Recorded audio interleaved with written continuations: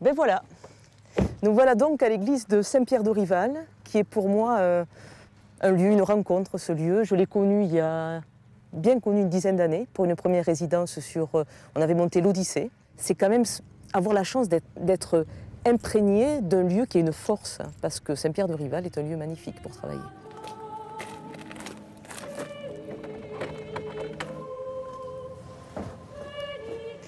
Alors voilà ce très beau lieu de Saint-Pierre-de-Rival.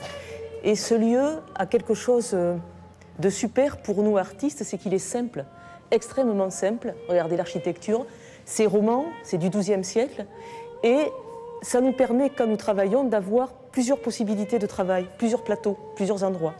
Alors bien sûr, il y aurait celui-là qui paraît évident, hein, vraiment le côté nous sommes sur la scène et puis nous mettons le public ici, mais il y a aussi ces côtés. L'avantage aussi de Saint-Pierre, c'est l'acoustique. On a une acoustique, ça doit s'entendre là quand je parle, elle est pas tout à fait mate, elle n'est pas non plus trop brillante, mais elle me paraît juste.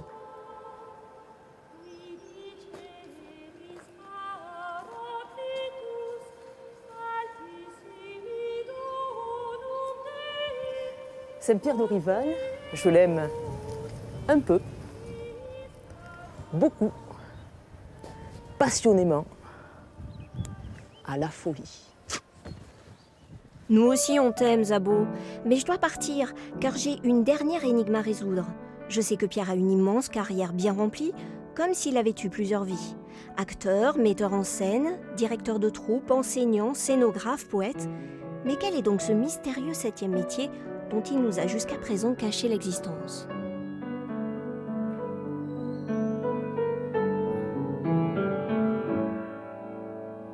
J'étais amoureux toute ma vie.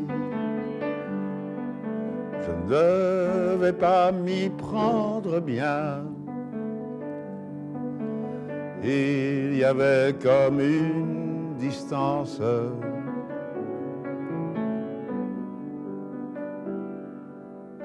J'explique souvent aux comédiens, aux comédiennes qu'il ne faut pas être un ancien combattant de soi-même. Après toute une vie même où on a joué, où on a travaillé dans le théâtre, mais qu'il faut arriver à mourir débutant. Moi, je suis passé à l'acte, j'ai commencé à écrire des chansons il y a une dizaine d'années, j'en ai écrit 150, et depuis 3-4 ans maintenant, je vais de concert en concert, en étant débutant parfaitement dans ce nouveau métier, qui est mon 7e métier dans le théâtre. J'ai rêvé politique toute ma vie. Je ne devais pas m'y prendre bien. Il y avait comme une distance. On me demande souvent quel rapport j'ai avec la chanson. Eh bien, j'ai chanté toute la guerre pour pas tomber mort. Ça a heureusement fonctionné. Puis en 1948, j'ai rencontré dans un cabaret à Bruxelles qui s'appelait La Poubelle, Léo Ferré, qui chantait « Fire de mes 4 vieux murs, la plus belle chambre du monde ». En 1952, j'étais amoureux à Bruxelles. On a été sous l'église de la Chapelle, dans un cabaret que le curé avait accepté, qui s'appelait le Diable à 4. Et un grand type avec des grandes dents, il rentrait avec une guitare sèche. C'était Jacques Brel, sa première apparition. Chaque fois, j'ai une espèce de rendez-vous avec la chanson, par bonheur et malgré moi, qui fait que je continue à me passionner, à adorer m'intéresser à la chanson. Eh bien, je me rapproche.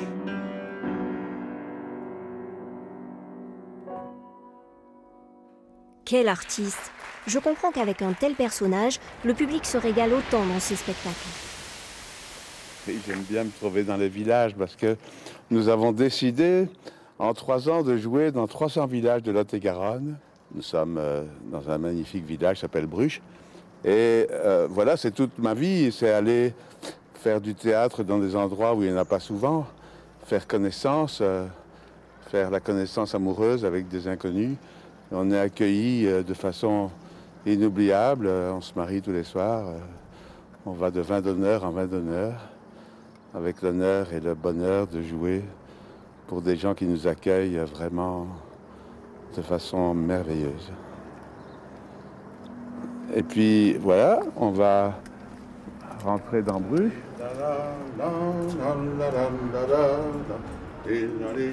Je vais vous raconter l'histoire de cette marionnette. Je l'ai rencontrée à Sirmione, et c'est comme ça qu'il s'appelle. C'était un magasin où je suis rentré, le monsieur avait l'air du prototype de l'avare, d'Harpagon. Je m'approche, il me dit, vous faites quoi? Je lui dis du théâtre, et il me dit, c'est quoi ce qu'il y a de plus beau dans mon magasin? Je montre la marionnette, et il me l'a donnée.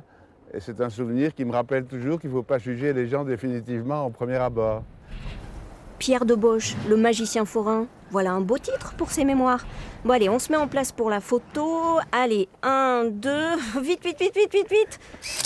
Oh, pas vrai, c'est trop tard. Pour une fois que j'ai sorti la tenue de scène, bah quoi, on ne rencontre pas tous les jours un artiste comme Pierre de Bosch. À la semaine prochaine.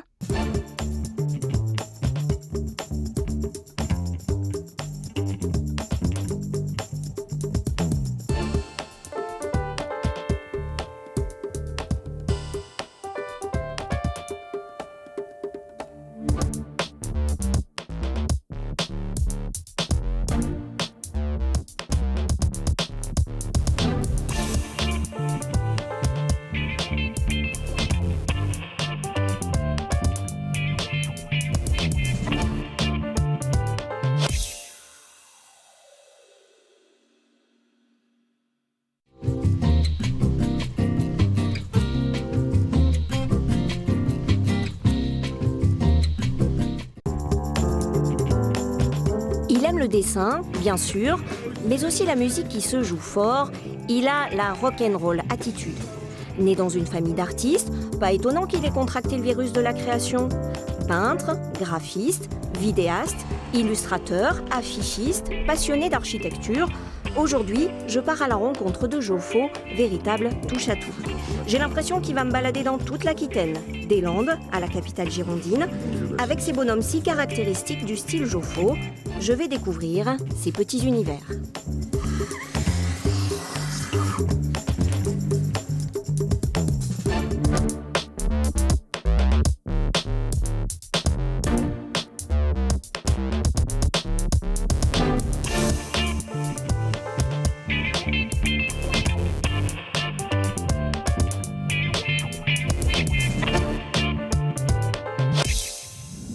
Bonjour Joffo, qu'est-ce qu'on fait ici par ce temps pourri? C'est pas le temps idéal pour voir du jeu aujourd'hui.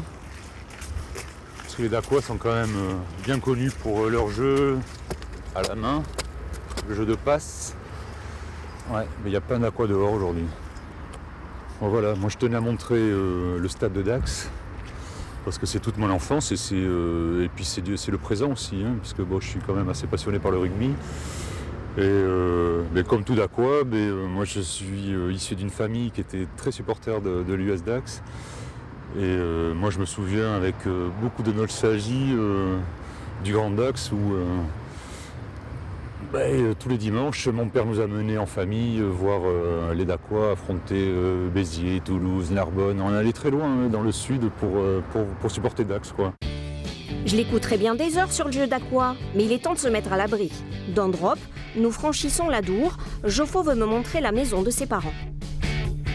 Alors ici, nous sommes dans le hall d'entrée de la maison familiale à Dax, chez mes parents. Et effectivement, c'est une grande pièce qui est complètement habitée par les œuvres réalisées par mon frère Alain, qui est photographe, ma sœur Hélène, qui est peintre, qui vit sur Paris aussi. Et puis quelques toiles que j'ai réalisées, quoi. Dans celle-ci, dont la thématique, c'est l'US Dax. Je comprends mieux pourquoi Joffo est un touche-à-tout. Un père architecte, une mère peintre, un frère et une sœur artistes, il est plutôt bien entouré.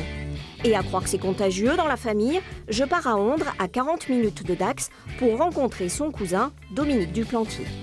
Dans les années 70, nous on était petits, on était gamins, on était ados, et Dominique c'était l'artiste dans une famille très nombreuse, un peu de bourgeoisie, de province, quoi. Et donc c'était le gars qui dénotait en fait, quoi.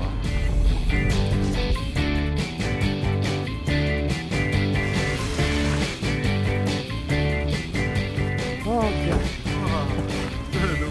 Ça va? Tu vas bien? Tu vas bien? Ouais. Bon. La maison familiale de Dominique est complètement isolée au milieu des chênes. Cela fait 30 ans qu'il est installé ici. Je crois qu'il lui faut du calme pour travailler. Et pour cause, il ne dessine qu'à main levée, à la plume et à l'encre noire. Il vient justement de publier un livre sur les maisons du Pays Basque, un travail de longue haleine qui a duré 1 an. Les bouquins sur le Pays Basque, ils traitent pratiquement que du labour, tu sais, de la Basse-Navarre.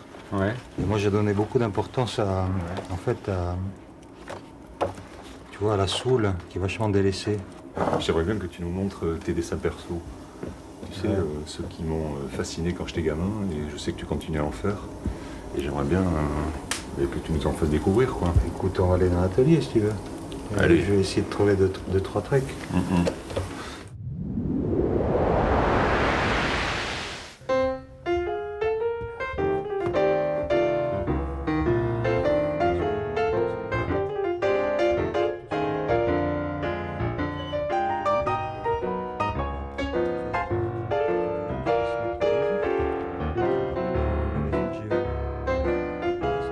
Il fallait que ce soit vraiment, tu vois, rempli à ras-bord, quoi, de personnages. Ouais, de soldats. Des soldats, souvent. surtout. Ouais. Et des lanciers. Hein. Puis après cette période, il y a eu j'en ai eu marre de faire des petits personnages. Je me suis lancé dans des... C'est hyper architecturé, quoi, aussi. Ouais. Hein. C'est très labyrinthique. J'ai déjà un peu d'architecture. Hein. Ouais. Quand j'ai arrêté ce genre de truc, je me suis mis à faire des plans de ville. Ouais. Et oui, c'est une idée qui m'est venue comme ça. Et je me suis dit, quand même, il faudrait que j'arrive à trouver quelque chose qui, par exemple, quand je vais à Bayonne, quelque chose que je pourrais vendre à tous les Bayonnais. Donc j'ai dessiné le plan de Bayonne. Après une publication dans le magazine Géo, c'est le début de la reconnaissance. Pour ses guides, les éditions Gallimard lui demandent de reproduire les plans de 50 villes françaises, rue par rue, maison par maison dans le moindre détail, une œuvre titanesque. Il doit prochainement publier un livre sur le vieux Bordeaux. Alors, le problème de Bordeaux, c'est que les perspectives sont très, très, très étroites, donc j'élargis l'angle. Là, je suis en train de dessiner la place Saint-Pierre, mais oui, c'est vrai que c'est vraiment la place Saint-Pierre, mais moi, pour tous ces dessins, j'essaie d'élargir pour qu'on voit un peu toutes les façades, le fond, les deux côtés, quoi. Ils ont tous du talent dans la famille, si bien qu'une fois, au début de sa carrière, Joffo s'est retrouvé en concurrence avec son propre cousin, Dominique, sur un concours. Je lui ai dit, écoute, ça va faire désordre quand même s'il y a deux du plantier dans le sud-ouest qui font des plans. L'un, il fait des plans rigolos, l'autre, il fait des plans sérieux. Les gens, ils vont pas s'y retrouver, quoi. Donc c'est là qu'il a... Quand il était jeune, il signait J avec un petit point, F, un petit point, et puis du plantier. Donc, si on lisait bien, ça faisait Joffo. Donc voilà, son nom vient de là, quoi. Alors là, on va dans le studio de répétition des Gojira. Alors, Gojira, c'est faut savoir qu'ils sont menés par deux du plantier, Marion et Joe, qui sont les fils de Dominique. Et c'est les stars de la famille, quoi. C'est des rockstars. C'est la référence internationale du death metal français. Gojira. Oula, je crois que ça va décoiffer là-dedans.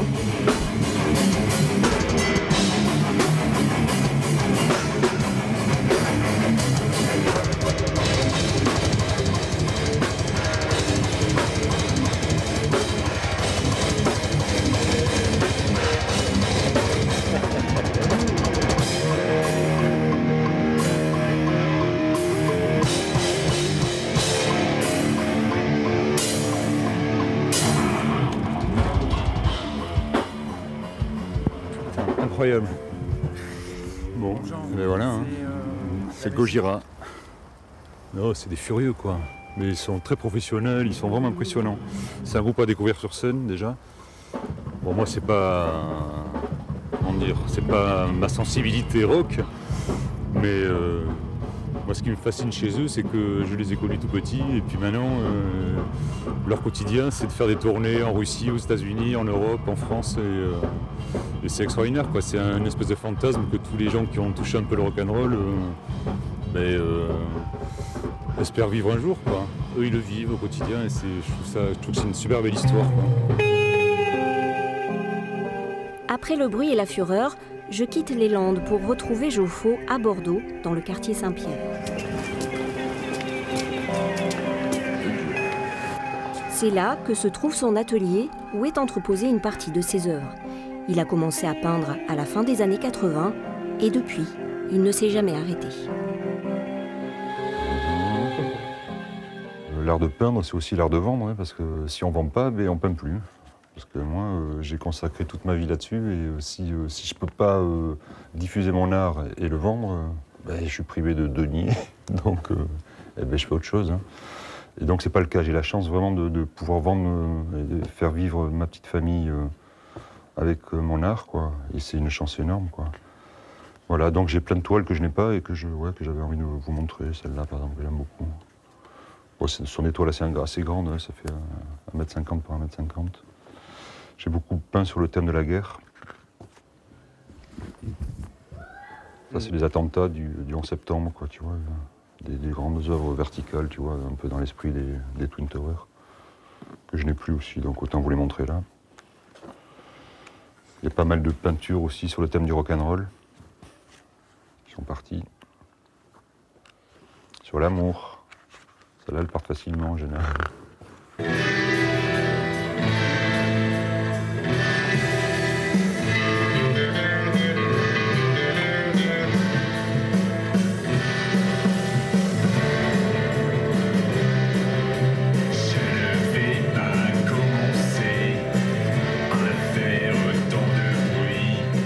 C'est très figuratif aussi, il faut quand même le dire. Et, ce qui me permet de pouvoir m'évader dans d'autres champs d'action artistique. Parce que pour moi, par exemple, réaliser une affiche, tu vois, dans le travail de la communication, de l'identité visuelle, d'entreprise, pour moi, c'est quelque chose d'assez essentiel aussi dans mon travail. J'aime beaucoup faire ça, pour répondre à des commandes très spécifiques, tu vois, de l'affiche, par exemple. J'adore ça. Et c'est vrai que mon trait, il est assez efficace, quoi.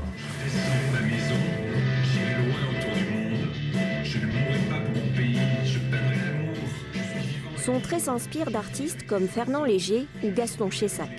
Le courant de la figuration libre du début des années 80 l'influence aussi beaucoup. Et tout d'un coup, on a vu des peintres arriver avec l'esprit un peu rock'n'roll, très influencé par la BD, la pub, le monde d'aujourd'hui, quoi. Et c'est vrai, ça a été pour moi un gros flash, quoi. Tu vois, je me souviens vraiment avec émotion, les casserines et les combats, ça, au CAPC à Bordeaux, c'était extraordinaire. Et je crois que ce jour-là, je me suis dit, merde, c'est la première fois que je voyais des peintres qui me parlaient autant et qui me disaient, mais putain, tu peux le faire aussi, quoi, tu vois. Pour moi, l'insouciance, ce genre de petits dessins comme ça, ça peut paraître, ouais, ça peut bien qualifier ce terme-là, quoi. C'est-à-dire travailler sur des papiers complètement gribouillés, faire du collage, du découpage. Ouais, il y a une espèce de retour à l'enfance. Hein. L'insouciance, on finit par la perdre naturellement, malheureusement. Et si je peux retrouver des brides comme ça dans mes moments de créativité, ouais, ça je les prends et je les savoure, ouais, c'est sûr, quoi. Là, je vais foutre ma signature ici. Ah merde, on est en 09, putain. Joffo se nourrit du quotidien pour créer et ses inspirations sont comme des évidences. Comme cette œuvre réalisée à l'hôpital des enfants de Bordeaux. Ces petits bonhommes nous ramènent à notre enfance et à un monde doux, rassurant, des vertus salutaires pour les enfants qui doivent se rendre ici. Alors, ça a été conçu en 96, le jour de la naissance de mon fils. Quand je suis venu le voir à l'hôpital des enfants, je me suis rendu compte que le décor de l'hôpital était assez pauvre et pas très attrayant, pas très ludique, quoi, pour des enfants. Donc j'ai proposé au directeur de l'hôpital un travail de décoration de la façade, de l'intérieur d'entrée, quoi. Et ça servait aussi de signalétique, tu vois, pour créer un marquage, quoi, fort de l'hôpital des enfants par rapport à tous les tripodes. Et puis c'est vrai que j'ai un art qui peut être un peu thérapeutique, je dirais, quoi. C'est vrai qu'il y a un apport de couleur, de légèreté qui peuvent aider à amener un petit peu plus de bien-être aux enfants qui sont soignés à l'hôpital, quoi. En tout cas, c'est ce que le corps médical me dit. Et les nombreux parents que j'ai rencontrés depuis 10 ans, quoi. Et ça fait plaisir, quoi. Pour mieux comprendre ses influences, Joffo m'a demandé de le rejoindre sur les quais devant le hangar 14, un édifice qu'il apprécie. Car même s'il n'a jamais exercé, malgré un diplôme d'architecture, il accorde beaucoup d'importance aux réalisations contemporaines. L'architecture, c'est certainement ma première passion finalement. Donc j'ai quitté Dax et Bayonne et le pensionnat de Bayonne en 81 pour venir à Bordeaux faire mes études d'architecture. Et j'ai eu la chance d'avoir des enseignants qui étaient bien prenants, style Jacques Andelatte, qui est un Dacois d'ailleurs, ou Architecture Studio, qui étaient des Parisiens qui débarquaient à Bordeaux pour enseigner. Donc on était à une bonne école. Mon père est architecte, donc bon voilà. Et avant de passer mon diplôme, j'ai démarré la peinture, le dessin. C'était suite au gros choc dont je vous parlais à l'atelier, de l'exposition des peintres de la figuration libre au CAPC. Ça a été une explosion dans ma tête. C'est là que je me suis dit, l'archi en fait c'est pas pour moi. C'est trop complexe, trop de responsabilités, trop technique. Je veux être libre de faire ce que j'ai envie de faire. Et la peinture, le dessin, ça m'a apporté tout ce bonheur-là, quoi. Polyvalent, il ne veut pas être cloisonné dans un seul domaine. Et pour s'évader, il part à l'étranger, notamment dans des grandes mégalopoles asiatiques. De là, il ramène de nombreuses images de ses voyages, la vidéo comme un autre moyen de s'exprimer, avec la musique, bien sûr. La muraille de la Chine est tombée. La cité interdite autorisée. Place Tiananmen, rien à signaler. À Pékin, j'ai Chine pour un raid trip.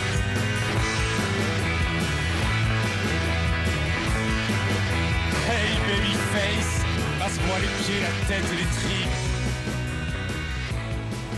Bordeaux n'a rien à envier aux grandes mégalopoles. La ville recèle aussi des endroits étonnants où design et architecture peuvent s'exprimer. L'Occident te regarde les yeux à l'œil. C'est mon endroit préféré à Bordeaux. C'est le bassin Flot, la présence de la base sous-marine, qui est un lieu tellement fort, quoi, où j'aimerais beaucoup exposer, d'ailleurs, entre parenthèses. La présence du hangar G2. Pour moi, c'est le bâtiment type occupé par des artistes, des graphistes, des architectes. Il y a une galerie d'art. Je trouve ça génial, cette concentration d'activités artistiques dans un seul et même lieu. Mon gros fantasme, ça aurait été par exemple de voir le quai des Marques transformé en gigantesque pôle artistique. Ça aurait été fabuleux, quoi. Joffo veut me faire rencontrer un de ses amis, Bernard Buller, et devinez sa profession? Architecte. Étonnant, non? 95% de ses créations sont des logements sociaux. Il a réalisé une trentaine de projets rien que dans le quartier des Chartrons. Son style, facilement reconnaissable et très coloré. Normal qu'ils s'apprécient tous les deux. Dans mon éducation, dans mon parcours, je n'étais pas prédisposé à être un futur acheteur de tableaux, sauf que le jour où je suis tombé dessus, ça a été un coup de cœur et après on ne réfléchit plus. Bon, c'est vrai que c'est aussi une peinture accessible, hein, ce qui fait le bonheur de tout le monde, hein, parce que des fois la peinture ne l'est pas. Et après c'est un vrai moment de bonheur, donc c'était un peu compulsif. On a commencé par 4 tableaux et puis après on en est aujourd'hui peut-être à une dizaine au total. Ils ont un bonnet par exemple. Un casque. Oui, et voilà. Et que celui-là, non. On dirait des cheveux, et voilà. Ah, c'est vrai. Et puis ils sont de profil là, tu vois. Alors que tous les autres, c'est vrai qu'ils sont souvent casqués et de face. Alors que là, on les découvre de profil, ce qui est assez rare. C'est une peinture qui vit avec vous au quotidien, qui est toujours un moment joyeux, parce que des fois vous les regardez, les petits bonhommes, et puis ils vous mettent dans un moment qui vous ramène à une réalité de la vie en se disant la vie est dure. La vie est dure, mais ça remet dans un moment joyeux. Donc c'est une peinture qui aide à vivre, en plus qui est très décorative, très lumineuse, avec beaucoup de couleurs comme j'aime, puisque moi j'ai aussi une architecture où il y a beaucoup de lumière et de couleurs. Et donc ça va bien chez nous, et puis c'est pas pesant, parce que des fois une peinture, des fois ça peut être un peu comme ça, pesant, et là c'est très léger. Et le problème que l'on a ici, c'est qu'on n'a plus de place pour en mettre d'autres, quoi. Et puisque le dernier en date, il est en haut, il est posé par terre. Je resterai bien chez lui, c'est plutôt sympa, mais il faut que je file. Joffo veut me montrer une autre couleur de sa riche palette artistique, la musique, avec son groupe The Snock. C'est où Attends, je sais plus où c'est, putain. Bah nous voilà bien, c'est pas moi qui vais trouver, hein. Ça c'est là. Non, c'est pas là. Là, on va chez Richie, le batteur des Snock. On va répéter chez lui, dans son salon. Voilà. Une répète acoustique. Ce soir, on ira à Barbé pour faire la même chose, mais en électrique. Pour préparer le concert de demain soir. Voilà.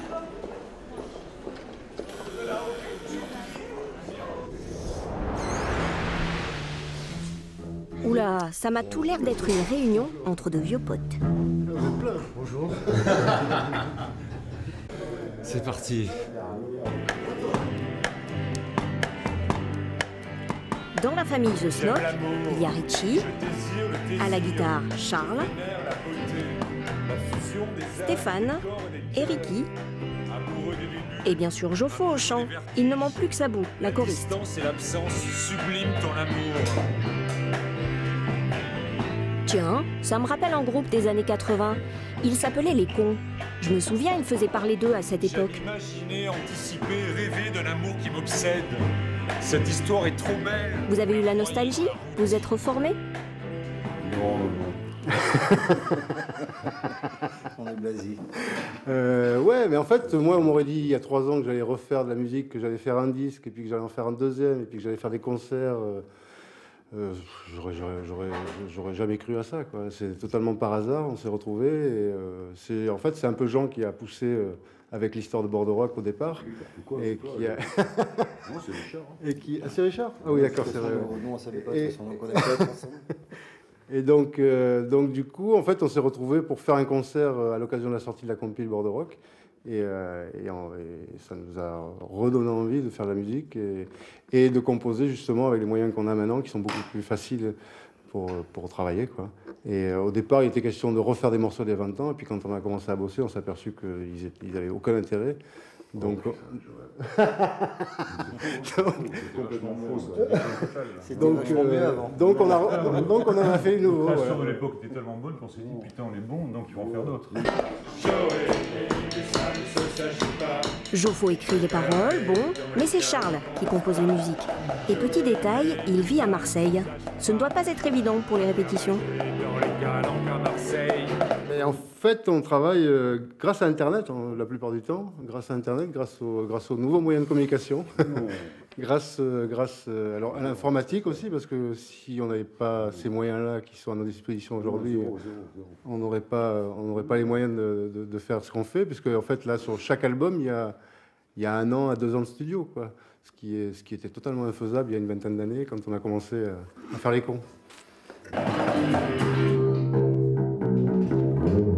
suis un peu aux fraises, moi. Ça allait à peu près, à part la fin, mais ça allait. Ouais. Mais oui, ça va aller.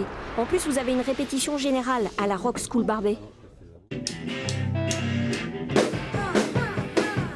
Magnétique, c'est irrésistible. Les gamines traquent les standards. Le désir le plus troublant. Le cercle vicieux de tout petit rocker. Liquider d'un verre de technique. Les cons, les stagiaires et autres mondains. Je suis le capitaine Mousse du pur du gala.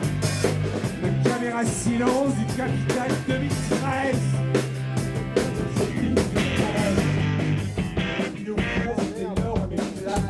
Non, attends, excuse-moi, il y a un break, et justement, on enchaîne. Je fais la hyène à la fête de l'humanité. On est décalé là. Je sais pas pourquoi. Tu sais, il y a 6 individualités, et à un moment donné, il y a besoin de quelqu'un qui a une forte gueule pour pouvoir recadrer les gens, parce qu'autrement, on part en live rapide, quoi. C'est normal, tu sais. Mais moi, c'est ça qui me plaît, quoi, tu vois, parce que moi, je suis habitué à être seul face à ma toile, c'est un travail très solitaire. Et ce qui m'éclate vraiment dans la musique, c'est de pouvoir participer de ces aventures artistiques avec des vrais copains on se connaît depuis 25 ans, quoi, tu vois, donc... Le leader du groupe, c'est plutôt Charles, non? Ouais, Charles, c'est le Kaiser, on l'appelle Kaiser, quoi. Ouais, mais on en a parlé déjà, du coup. 2 choses qui sont vachement importantes, c'est la création, oui, des morceaux, la composition et l'écriture des chansons. Ça, c'est la partie plus solo, quoi, plus intime, finalement, quoi. Mais après, la partie groupe, c'est le live, forcément, le live, c'est extraordinaire. L'adrénaline, c'est sur scène que tu l'as, quoi. tu peux l'avoir aussi en répétition quand on a bien joué, mais le live c'est irremplaçable, c'est extraordinaire. Quand tu as connu les planches, on le fait rarement. Hein. Si on fait 15 concerts dans l'année, c'est le maximum. Mais à chaque fois, c'est un vrai plaisir, quoi, vraiment.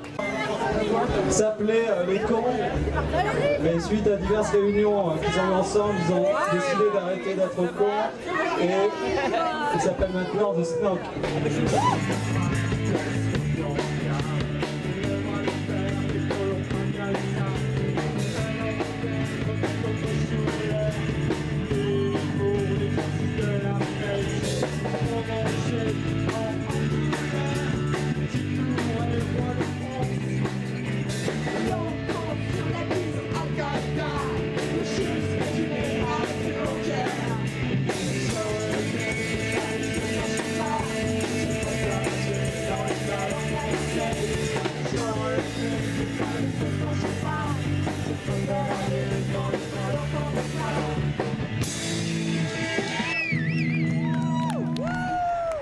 Le lendemain du concert, nous voici à Bacalan. Joffo a tenu à me faire découvrir un dernier bâtiment contemporain. Son architecture ne le laisse pas de glace.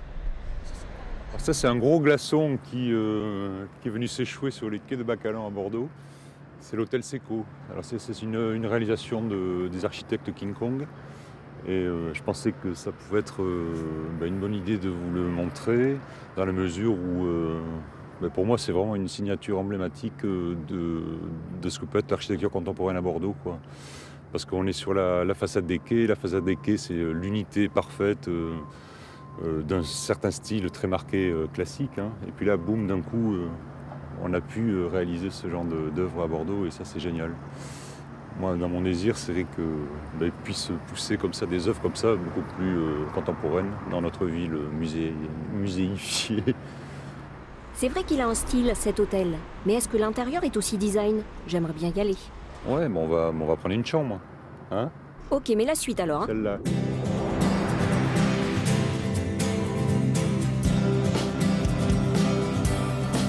Je vois la lumière, les yeux son éclat. Ouais, ce qui est intéressant, c'est le traitement des couloirs. En général, les couloirs d'hôtel, c'est noir, quoi, c'est obscur. Et là, il y a ce matériau qui permet à la lumière de passer, quoi, et d'éclairer largement tout le couloir. J'aime bien tous les graphismes des chambres qui sont au plafond. C'est assez surprenant, c'est pas courant. Enfin, il y a des petits détails comme ça qui sont savoureux. La suite aussi est savoureuse. Il y a de l'espace, la vue bien sûr. Tout a été pensé dans le moindre détail, de la déco au mobilier. D'ailleurs, moi j'aime aussi, le genre de détail que j'aime aussi, c'est par exemple ce lavabo. On reprend un peu la forme du bâtiment. On a retrouvé aussi l'idée sur le comptoir d'accueil de l'hôtel. Après, il y a des petits détails savoureux qui sont sympas, quoi. Par exemple, les petits designs de lettrage qu'on retrouve sur les douches. Parler, regarder, flâner, s'allonger, s'emmitoufler, rêver, se réveiller, les regarder, machin. Ouais, et alors, ce qui est quand même exceptionnel dans cette chambre, à mon avis, c'est la seule à Bordeaux, hein, c'est qu'on a un point de vue panoramique sur... on démarre de la basse sous-marine, hop, le pont d'Aquitaine, les coteaux de Floirac, toute la Garonne, le port, la Bastide, et ça va jusqu'à la Flèche Saint-Michel, quoi. Et quand on se penche un peu, on a tout Bordeaux qui se dévoile, là. Et ça, c'est assez génial, quoi. Joffo, en souvenir de notre rencontre, on peut faire une photo tous les deux? 2, 3. Hop. Elle est design la photo, non?